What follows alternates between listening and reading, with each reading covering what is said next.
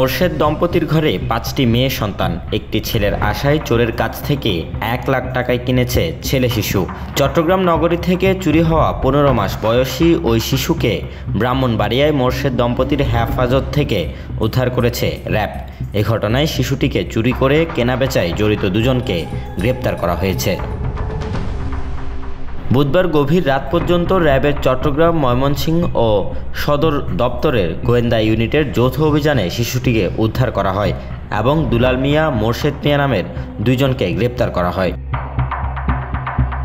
গ্রেপ্তার দুজনের বাড়ি ব্রাহ্মণবাড়িয়া জেলার সরাইল উপজেলায়। দুলাল শিশুটিকে চুরি করে 1 লাখ টাকায় মোরশেদের কাছে বিক্রি করেছিলেন।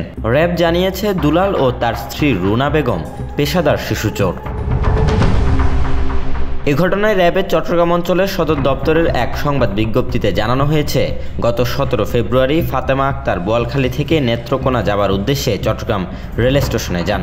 সেখানে দুলালের সঙ্গে তার পরিচয়। দুলাল তাকে জানায় ওই দিন আর নেত্রকোনার উদ্দেশ্যে কোনো ট্রেন ছাড়বে না। এক রাত তার বাসায় থাকলে পরদিন একসাথে ট্রেনে করে তারা নেত্রকোনা যাবেন। ফাতেমা সরল বিশ্বাসে দুলালের সঙ্গে থেকে যান। কিন্তু পরদিনও নানা অজুহাত দেখিয়ে দুলাল ফাতেমা ও তার সন্তানদের নগরের বাকলিয়ায় একটি বাসায় আটকে রাখেন।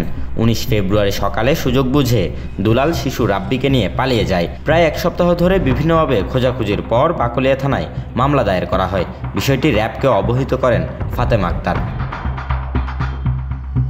আটকের পর জিজ্ঞাসাবাদে ব্রাহ্মণবাড়িয়ার এক ব্যক্তির কাছে শিশুটিকে 1 লাখ টাকা বিক্রি করেছে বলে স্বীকার করেছে দুলাল। এই ঘটনায় শিশু রাব্বির পরিবারের করা মামলায় গ্রেপ্তার দুজনকে বাকলিয়া থানায় এবং শিশুটিকে তার বাবা মায়ের কাছে দেওয়া হয়েছে বলে বিজ্ঞপ্তিতে জানিয়েছে RAB. Desk report, news now 24।